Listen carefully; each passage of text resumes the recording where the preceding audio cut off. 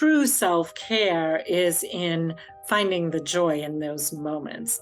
You sit down and have a cup of tea. Well, if you sit and have a cup of tea, but you don't relish in that moment and you don't kind of breathe deep and be present, it might be a beginner step for self-care, but for the self-care that really kind of nourishes our soul, nourishes our body, it really requires that being present, being kind of immersed in that present, and finding the beauty in that.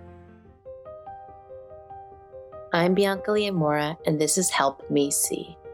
This podcast is devoted to the itch you cannot scratch, that fire in your belly, and the forever quest of seeing the deeper meaning of this life we're living.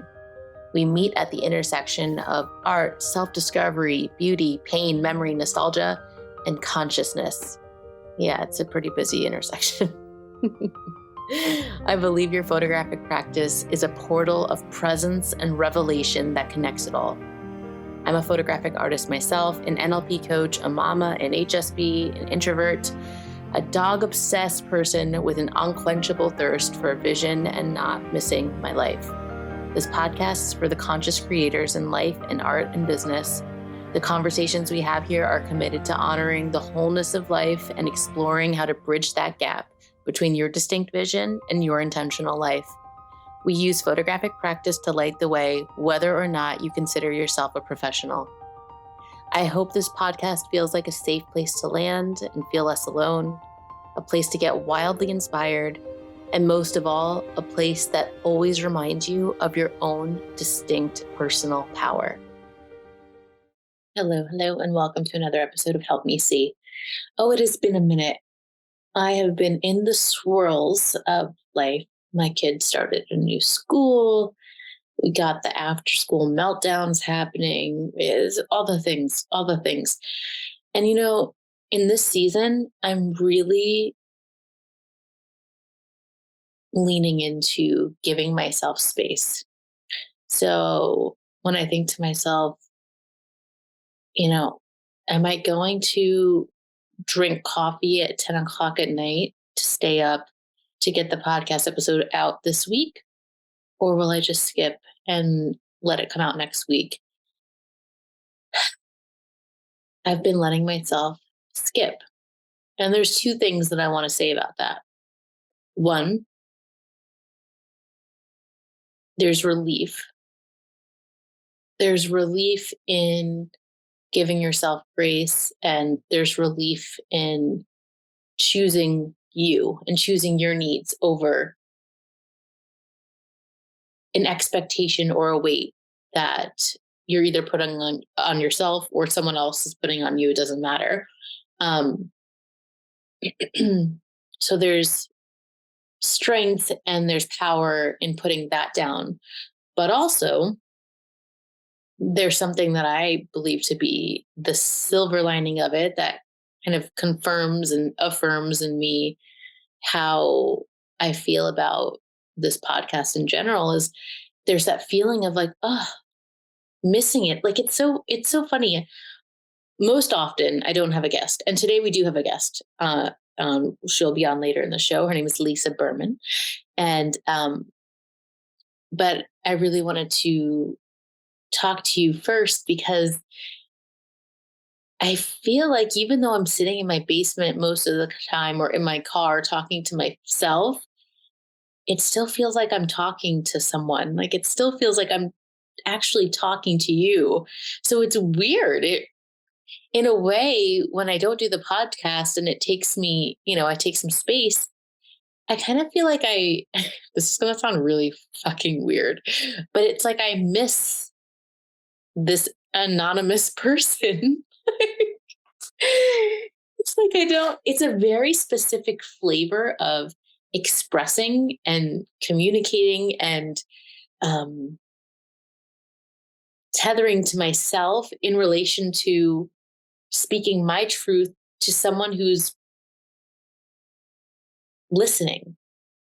And whether you relate or don't relate, or it helps or it doesn't help, there's just something about recording an episode, recording me just reflecting on what the F is going on and my truth, and knowing that someone's listening to that and it could be helpful for them. So, anyway, I really missed it. I missed coming on here. And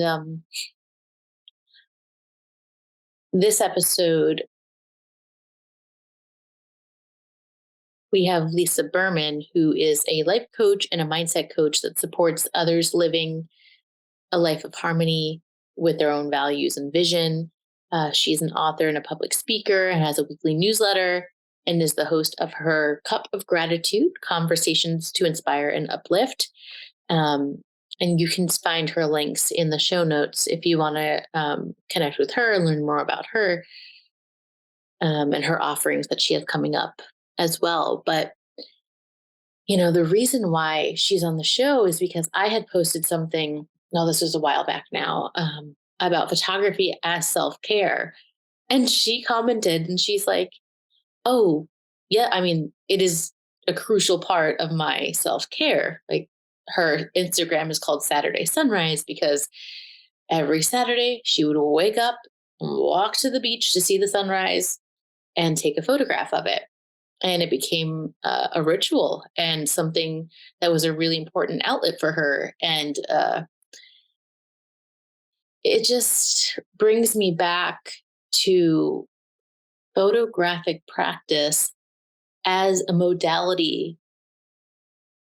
that serves you deeply. It has the capability to be such a force in your life. And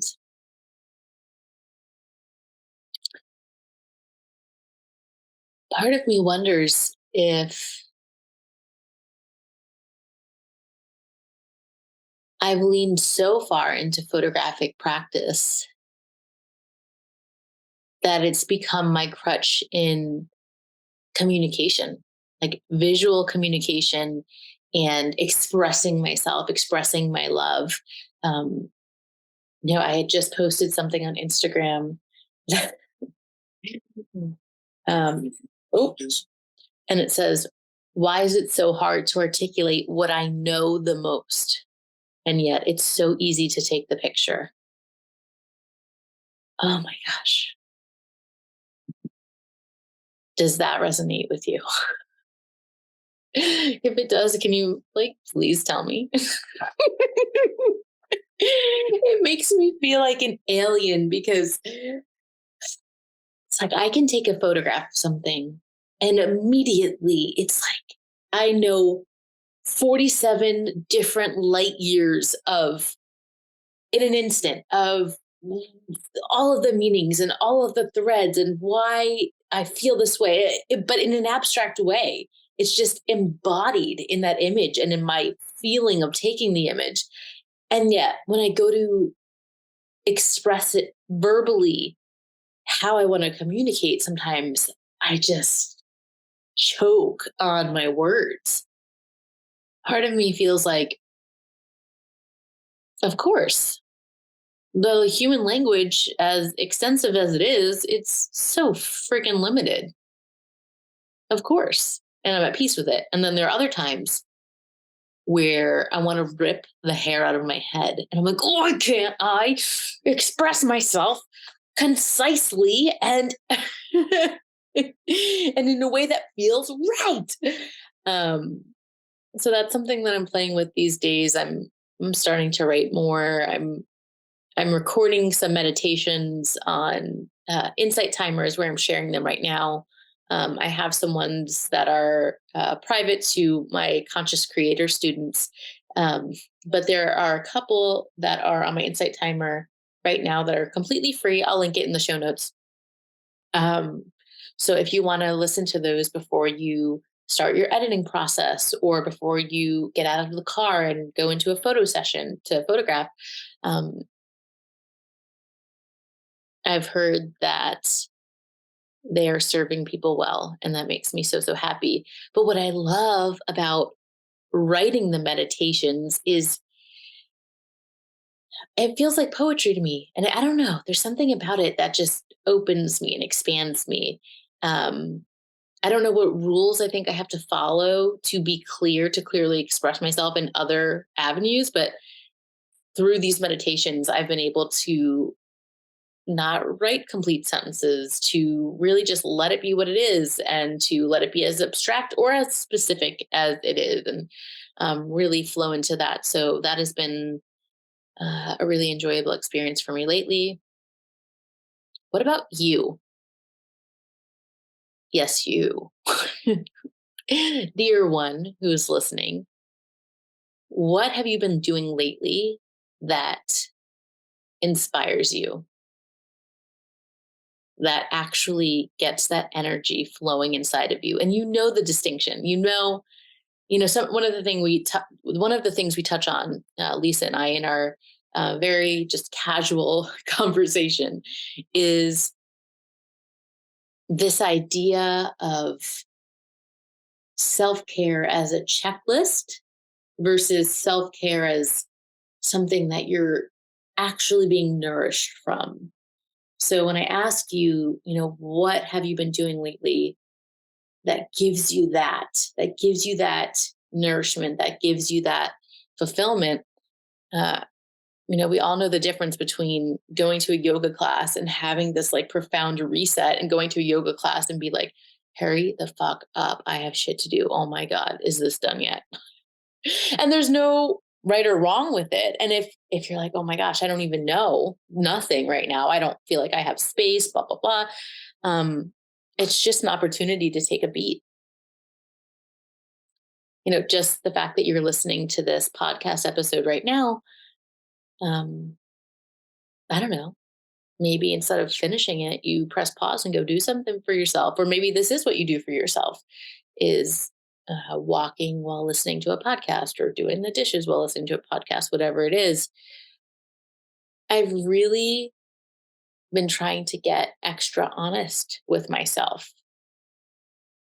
And today, for the first time in, I mean, honestly, almost a year, maybe more than a year. I don't know. My memory's a blur, but I got on the Peloton, and only for half an hour. And I'm like, why? Why have I not done this for a year? Why did I feel like it was not possible? And every spare minute must have been either, reading in order to take notes and draw connections and being in the work. I know better than that, you know? But that habit, that behavior, those thoughts, those emotions are so addictive. Um, So I'm proclaiming it here. I am looking to create a new habit of actual self care, and not just self care in the form of, I want to lose however many pounds or whatever it is, and then I'll stop afterwards. I I'm looking to create space for myself in a way that feels right and unconditional. So what is that going to be for you? What is a way, the tiniest of ways or the most significant of ways, or anything between, that you could decide on a new habit that serves you, a new habit that feels good and right for you? um, I'll leave it at that. I'll leave it at that today. I hope you enjoyed this conversation with Lisa. um, she's just such a darling, and I had met her through a mastermind that I'm in, and this was our first time talking one on one together. She's usually a square on my screen, so she felt oddly familiar yet new at the same time. Um, and Lisa will just walk you through her thoughts around practicing self care and gratitude, through her experience as a life coach and through her own personal experiences in life. Enjoy. How are you, Bianca? Hi, how are you? Wow, how are you? Good. It's so good to meet you. I feel like you're so familiar, but not because we've never talked one on one. I know. Exactly. Yes. No.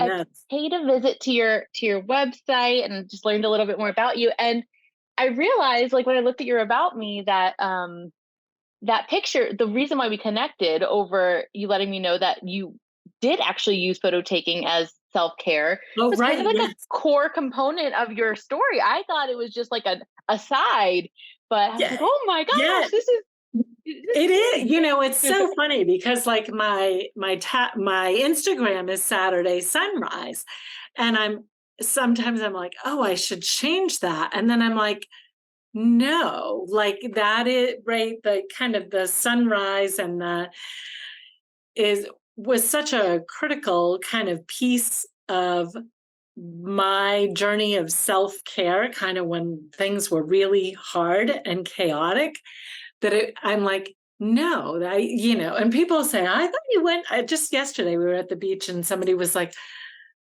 I thought you went to the beach every day. I'm like, no, no, no, Saturdays. I'm only committed to Saturdays. I said, sometimes if life is cooperative, I go down more often, like for a sunrise or, but I said, no, my commitment is Saturdays. So Don't overcommit me. right, right. Yeah, So yeah, can you take us back then to that story just for for whoever's listening? yes, Lisa and I are in the same mastermind group with Amber Lilystrom, yes. and I had posted something. Sorry, I'm getting my notepad out. Sometimes I Yeah. write notes. I had posted something about photography as self care, and Lisa was like, "Oh yes, I've done that." I'm like, "Really? Can we talk about it?" And that's why Yeah. Lisa's here. And Yeah. Lisa is a life coach, and we'll put her resources in the show notes. But really, I would love for you to tell us your story and how Saturday Sunrise came to be, and just whatever feels like it's on top for you and what's Yeah. Yeah. important. Yeah. Well, I'll start kind of with a little piece about me. Just that, as a coach, as a mom, and I work in the mental health field. Um, so as a life coach, I really kind of strive to work to support women in kind of living a life in harmony with their values and their vision, not life balance, because that's like as a mom, that there's no reality to life balance. There are times when you need to give 100% to family members or whatever, and so and really finding joy, cultivating joy and gratitude are kind of two of my cornerstones in that process of kind of living a life in harmony and self-care is such a critical piece. And you hear all of the can't drive your car on an empty tank, those cliche comments, but there's absolute truth to them. And so it started in, I think, 2011, 2010, somewhere back then. I was, our family life was very stressful, kind of financially. I was working 50, 60 hours a week, kind of just trying to support the family with 3 kids in school and 100 activities. And um, I knew that I needed to carve out something for me because there was nothing for me, you know? And so I started going to the beach on Saturday mornings. That was kind of like that before the kids were up, before the day's activities. I could kind of go walk, take pictures. So it just kind of grew into this. As I was seeking the light found me, and it was kind of this process of emerging from kind of being in a really anxious, kind of sad. It was a really hard space for us as a family kind of deal.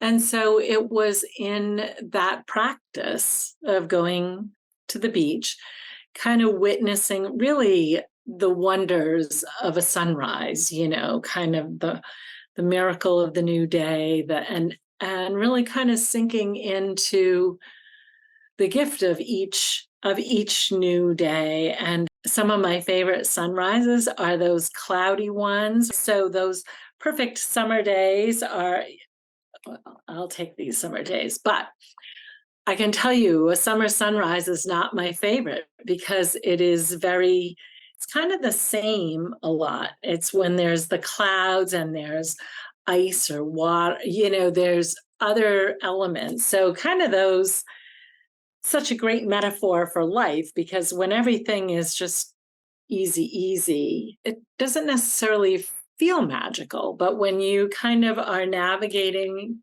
little challenges or big challenges are harder, but you kind of relish in those high moments or those joyful moments. So it's just kind of been a fun. And so I have been doing it for all those years of going on Saturdays, and then I share it on social media. Um, and that was really kind of my way of working through a hard space. And certainly my life is very different now that I have much more than just a Saturday morning for my self-care. When people struggle with navigating self-care, right? I get it. And it really takes a commitment to taking care of ourselves so that we can be there for our loved ones. So, yeah. What what was well, one, I totally resonate with the not perfect, the not idealistic sunrises. It's that contrast, I think. It's like, despite this, there's that. And Yes, that's yes. a beautiful thing. Yeah. I wanted to know, when you were seeking sort of that outlet for yourself, to have space for yourself, were those walks your first go to? Is that something that you intuitively knew would help? Did you try other things? And what really took you to the point of, I need to find something? And I love how you call it a practice, because that's what I feel like it is. Yeah, It's it a is. practice. It is And a there's something practice. very special about embarking on something that isn't for something else necessarily. There's not a point, a clean point to No. it. Right, right, right. So I don't think that I had any plan. Like I think that I remember sitting at the counter with a friend and we were just kind of talking about lots of different things. And I went, "Oh, sunrise. I'll just go every Saturday and take a picture of the sunrise and just kind of be witness to the beauty. Really for me, it's God's gift. It was just, I could assure that that was the moment of time that I could carve out for me in a place that felt nurturing, that felt like I could feel uplifted by God. I could feel God's presence. I could be kind of quiet in my own space. And then it just grew into something that I couldn't not do. Like I The couldn't not do compulsion. it. Like it could be, there were years where it could be raining and I would just go anyways. You know what I mean? And in that practice, you can go on a rainy day and still see a little glimmer of light. Can you talk a little bit about the photo element of it? Like, why the take a picture part of it? Because sunrises specifically, I feel like have this, there's this note that comes with it, or like the picture never does it justice. But that doesn't mean there's not a point in taking the picture, right? So what does that practice of like taking a photograph feel like Taking for you? What does it do for you? I love that question. I think that I've always loved photography. This isn't my phone. This is my camera. And I know it's not your camera, but it's my camera. Once I had kids, I went from using all the apertures and stuff to the point and shoots. And then the phones came out. I really think it was to capture the beauty. And then I loved sharing it. I really love, there's so many people who don't get to see a sunrise. And and it's such a beautiful thing. And so I think it was really um kind of that opportunity to share the beauty of the day with people.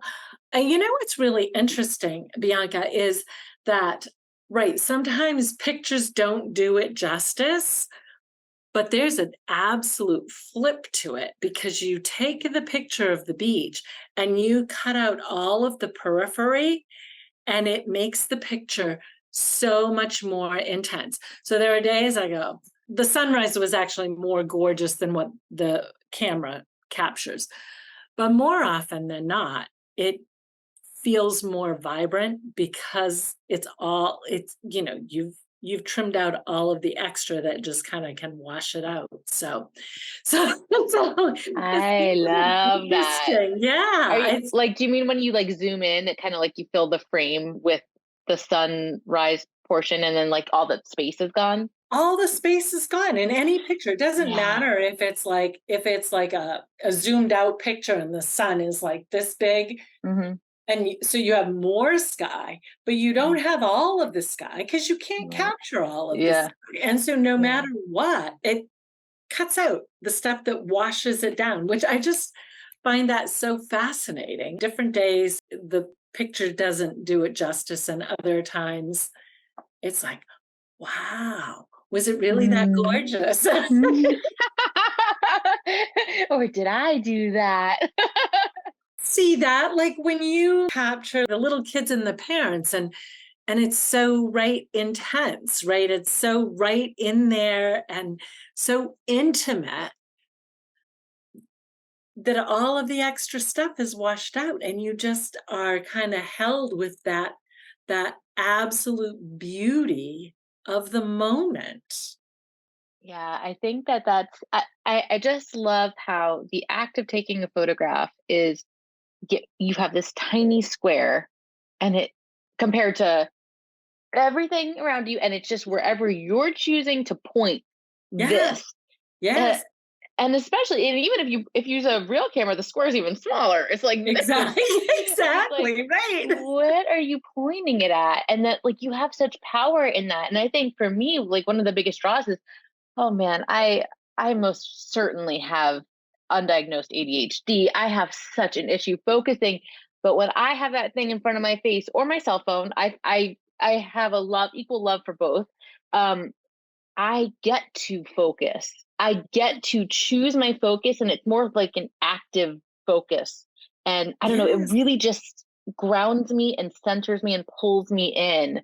And that And evidence of what you see is like, you can even, I don't know if you resonate with this, but there's like different kinds of picture taking. I don't believe we have to choose between being present and taking the photo. I believe that like we could respect our impulse to take the photo, take a snapshot, and be done with it, or we could use the photograph as like a way to engage in seeing. And it's like, oh, I really want to zoom in and I really want to look at what I'm doing and frame it. And there's just both kinds.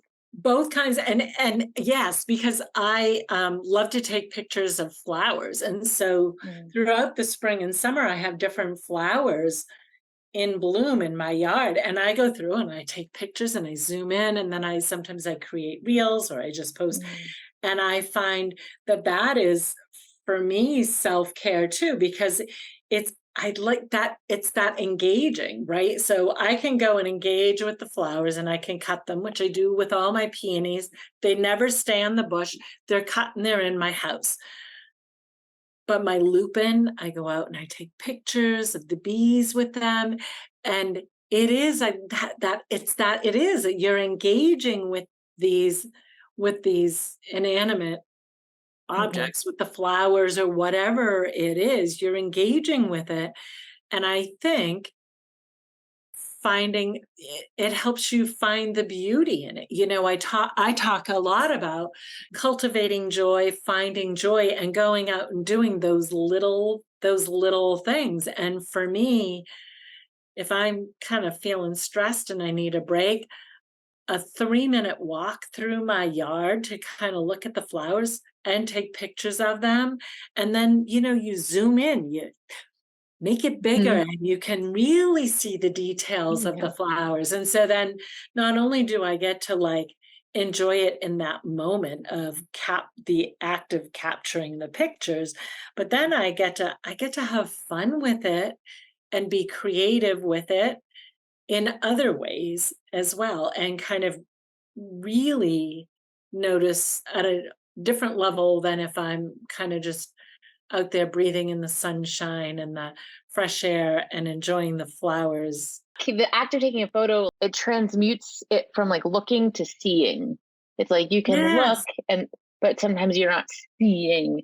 And I think that that camera is a magnifying glass for like all of the inside of us to like really see and Yeah. really feel it. And then the photograph is like this artifact that you it's frozen in time, but I think they're just magical because they even though they're a static thing, it continues to transform and transcend because every time you look at it, you're looking at it with new eyes and you're Right. able to see like common threads. Like, I feel like I know my pictures. Like, even the most average picture, like, I remember once somebody using a picture, and I was like, "Wait a minute, that's my picture."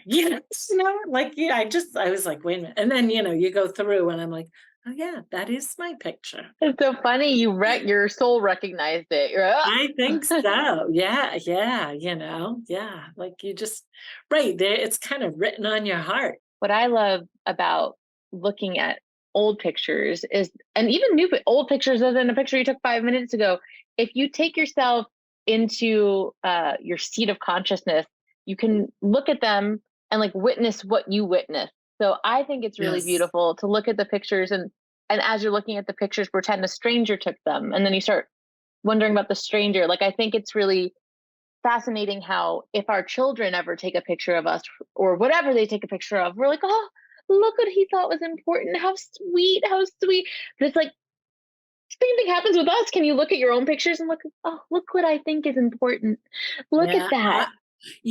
I started scrapbooking when my oldest is 29. So when she was probably 2 or 3, I started actively scrapbooking.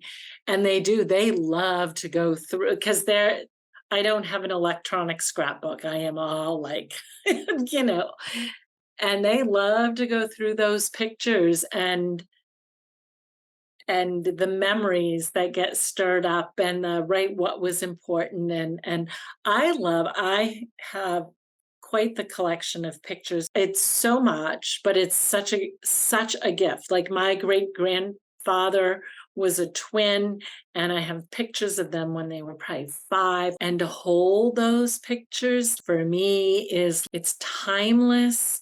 It is a beautiful connection to who I am and to my life story, the good and the bad.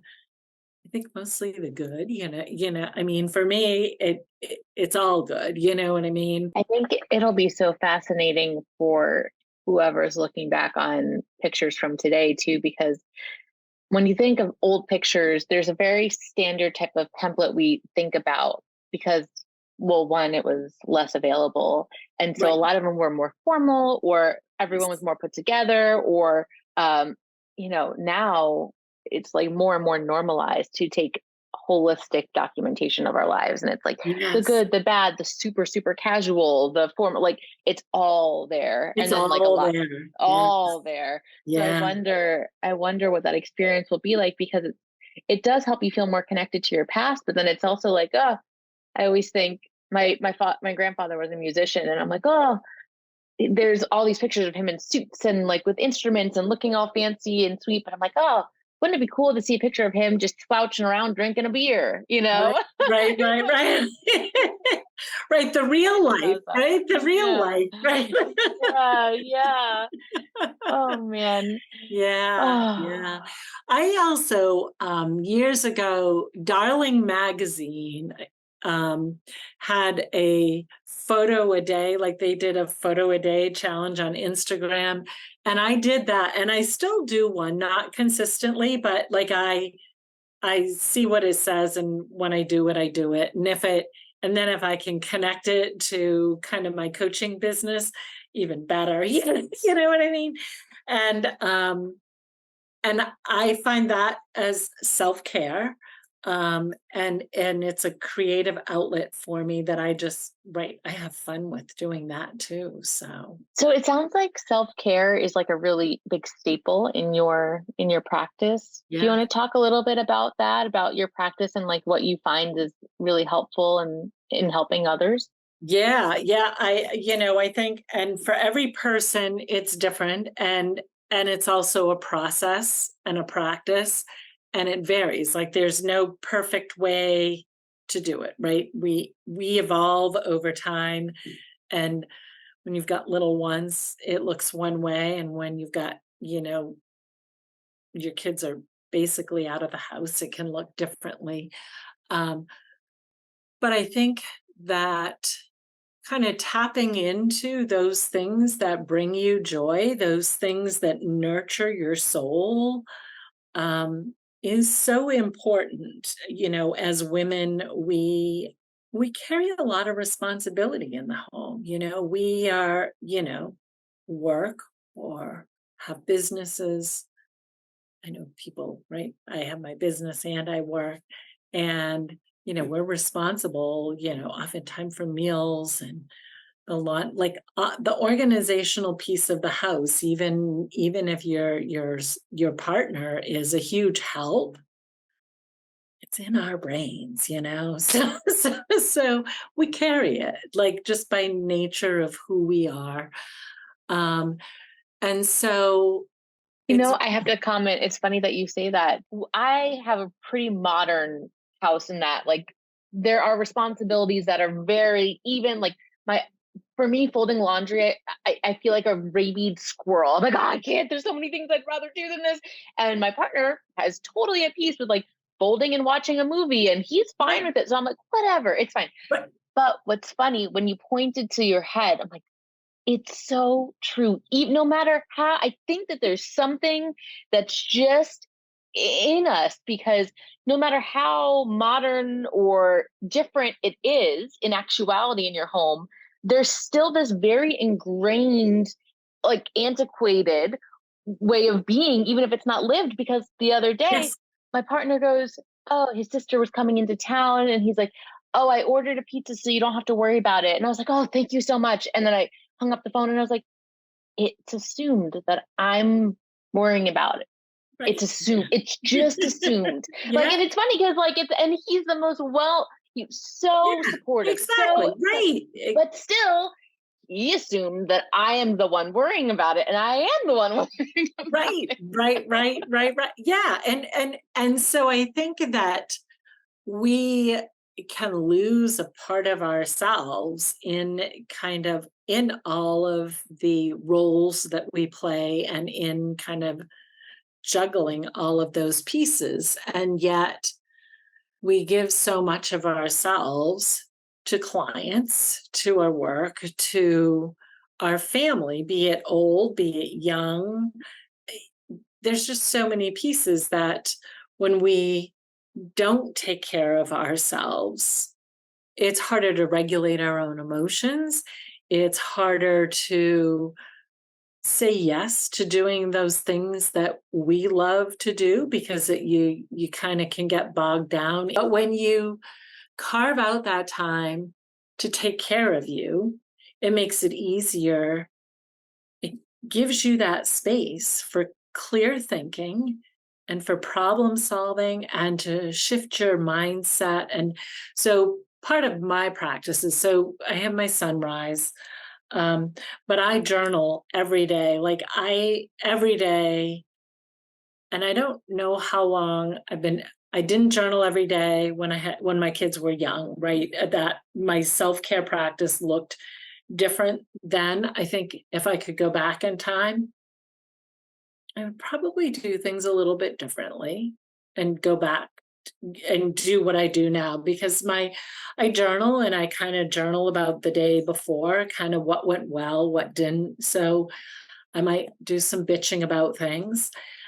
It might be neat occurrences or kind of those serendipitous moments, kind of paying attention to those. I try to really approach things from kind of an abundant mindset and with the gratitude. So I kind of do journaling, and then I do gratitude journaling. So I write 3 things that I'm grateful for kind of from the day before, right? So sometimes it's I'm grateful for a good night's sleep and this opportunity to have this quiet time in the morning to reflect and write. It's not just a bullet point thing. I kind of talk about it. You know what I mean? Like try to kind of experience that gratitude in that writing.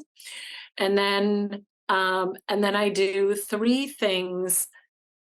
It's kind of a setting an intention with gratitude. So one of them is grateful for the many ways abundance presents itself in our lives, right? So there's time, there's money, there's love, there's just, there's so many different ways that abundance comes to us each day. And so to really kind of put that on the forefront of my mind so that when I go into the day, I have that awareness of those things that are going right and that are blessings. And so I kind of do 3 things that I'm grateful for, setting intentions. Last year, the 5 of us went to Italy, and so for probably 3 to 6 months before our trip, one of those intentions was I'm grateful for our trip, that we're all healthy, that the flights are safe, that we laugh and we love and you know what I mean? And we didn't have a hitch. And it was in the middle of all kinds of issues that were rising here and there. And I was like, oh, it was just, the power of setting intentions is really huge. And so journaling and then doing kind of a reflective reading. That's kind of part of my morning routine. I've added yoga in the past couple months, and that has been okay. I'm a whole new person. So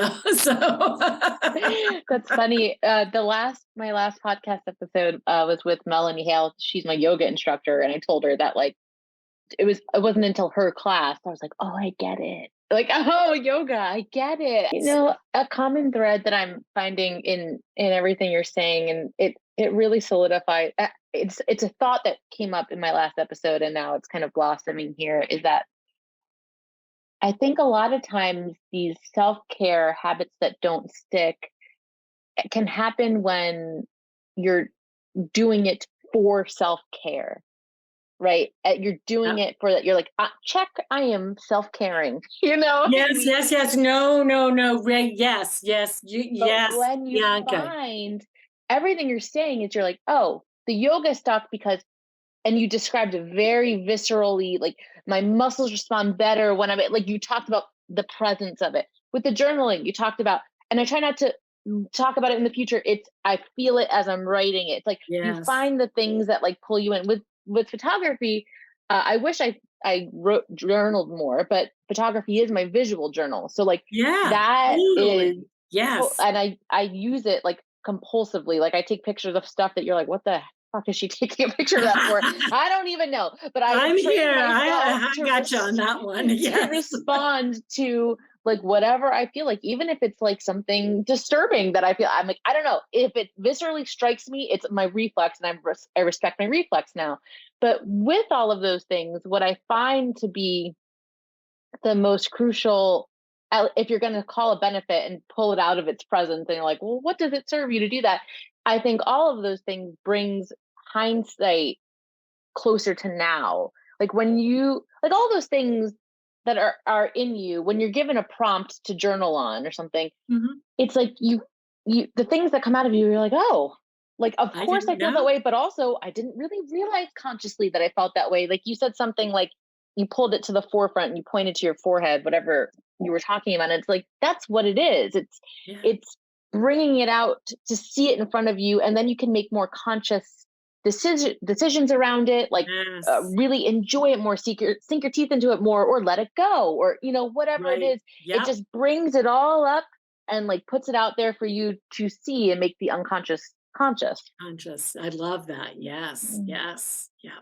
Yeah. Yeah. And I think you really hit the nail on the head that that self-care shouldn't be I mean, for some people, it has to be that to-do list kind of to get them to to shift their habits, right? But that true self-care is in finding the joy in those moments. You sit down and have a cup of tea. Well, if you sit and have a cup of tea, but you don't relish in that moment and you don't kind of breathe deep and be present, it might be a beginner step for self-care, but for the self-care that really kind of nourishes our soul, nourishes our body, it really requires that being present, being kind of immersed in that present, and finding the beauty in that, whether it's taking pictures of flowers or people, walking the beach, walking in the woods, or even that dripping sweat on a run or in a yoga class. Different things bring different people joy, and I think that self-care is part of that cultivating joy. I think it requires a level of honesty with yourself to be like, am I really it like I know this is good for me, but is do I like this? Because there's a bajillion things you can do for your self-care. And I know that for me, it can be hard with the meditation. I'm like, everyone finds so many benefits to meditation. I will find my way of enjoying meditation. And there are so many times where I'm like, in the yoga class before I found this teacher that I really respond to and resonate with.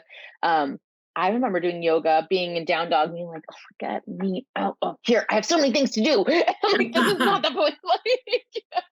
Like just because Yeah, I did it doesn't mean I reap the benefits of it because it was driving me crazy. And I just think that there's just so much abundance and so much opportunity available to us when we're just honest with ourselves about like what's working and what's not working. Because your self care doesn't have to look like someone yes. else's.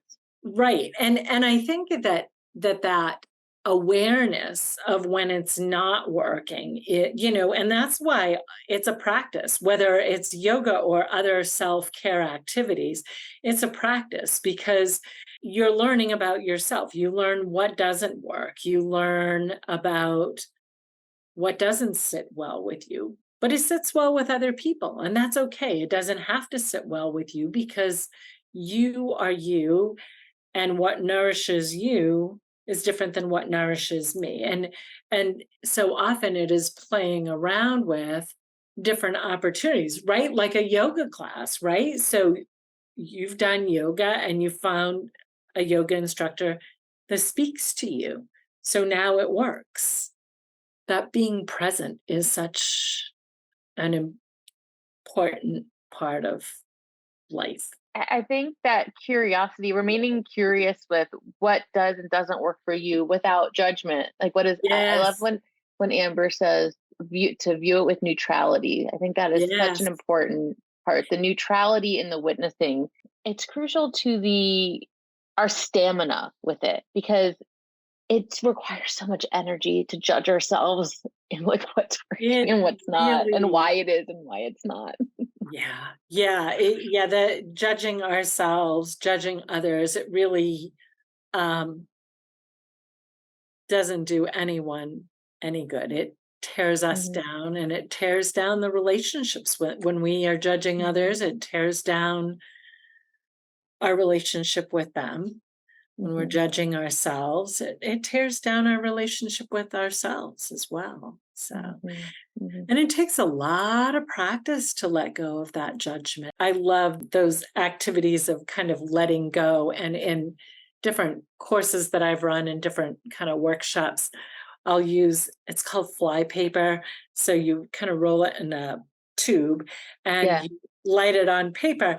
And one of my favorite activities is to have people like what do you want to let go of? Kind of like a full moon activity, right? What do you want to let go of? And I can remember judgment. I was always writing the word judgment down. Yeah, you know what I mean? Like, why? Why do I keep going there? Why can't I just be and accept things the way they are and not pass judgment on others, not pass judgment on myself. We're really good at doing that. Mhm. It doesn't do any of Mhm. us any Well, good. you said was, so do you feel like you've Yeah, moved that it's energy? interesting, right? As I was thinking about it, I was like, I don't think that was what I wrote last time. And if it was, I definitely feel like I'm in a I'm in a better place than I used to Mhm, be. mhm, But it's still it's mhm, these life is a process, it's a mhm, journey, and we're all works in progress. So I think mhm, even when you feel like you've mastered something, it comes mhm, back for you to mhm, practice dealing with it mhm, again. mhm, mhm. I think it's just so funny how we things can feel so big for so long, and then when we do overcome or accomplish or Right, whatever, move past, there's no acknowledgement. There's not even a like, oh, good job, me. There's nothing. right, It's just like, oh yeah, that hasn't been a monkey on my back. Oh yeah, I guess right. I'm pretty good right now. Yes, exactly. Yes. Is there anything else that's on top for you right now that you feel like talking about? Is there anything else that comes up often for you in your practice, in your coaching practice, that you think is a widespread issue you want to speak to? Oh, interesting question. I feel like we've touched on that cultivating joy and finding joy. Hmm. I mean, that is one of those things that I am often supporting women in that because, whether it's burnout from work, whether it's burnout from life, um, it's so easy to kind of get lost and finding those moments of being present and kind of looking at the beauty that surrounds you and and finding gratitude in that. We haven't talked much about gratitude, but I think that is, so I host a kind of once a month cup of gratitude. It kind of varies depending on different things.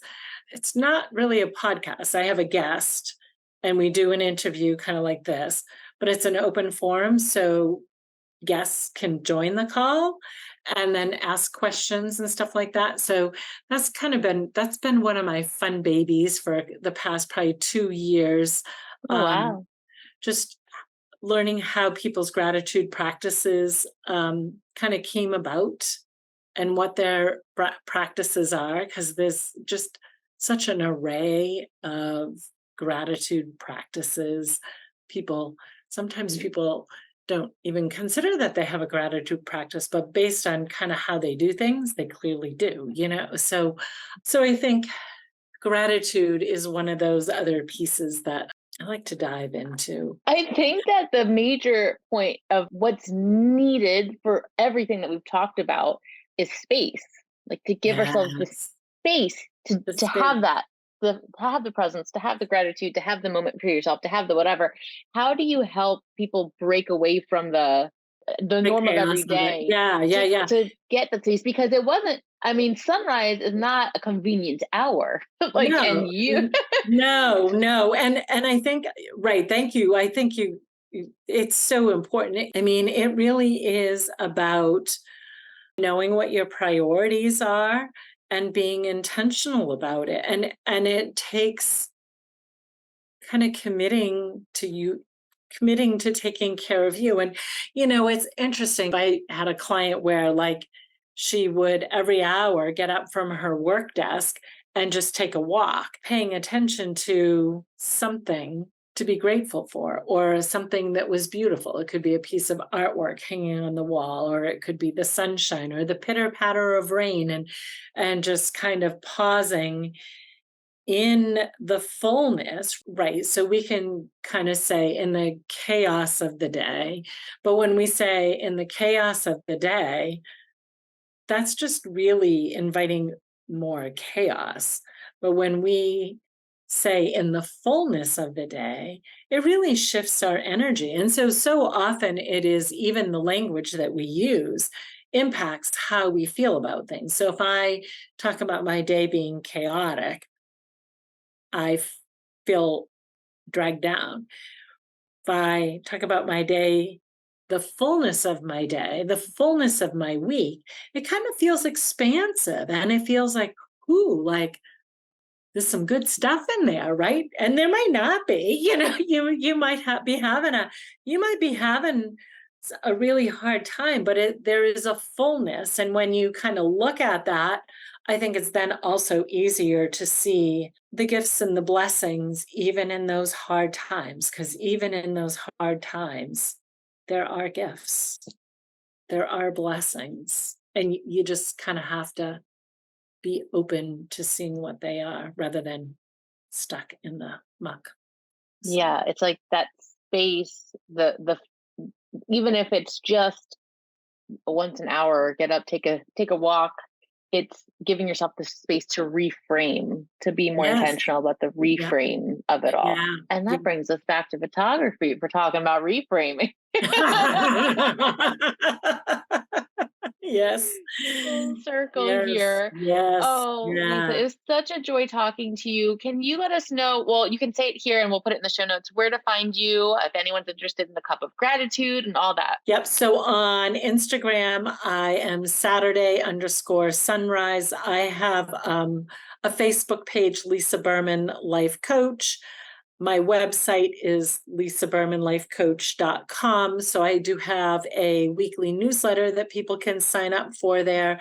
I also have a retreat coming up, a 1-day retreat, October 15th. So if you live in New Hampshire or New England, the details for that are on my website as well. And so I think those are the places you can find me, and I will send you that information as well. So that Awesome. yeah, well, thank you. This was so much fun. Yes, Oh, I yes. I can't wait to go out and take pictures today. I'll let you Yes. take this. That's what I like to Go, hear. go to the beach and take. Yeah, right. It has always been. I know when you posted that, I was like, pictures of as self care. That's a no brainer. Yeah, like. Yes, let's normalize it.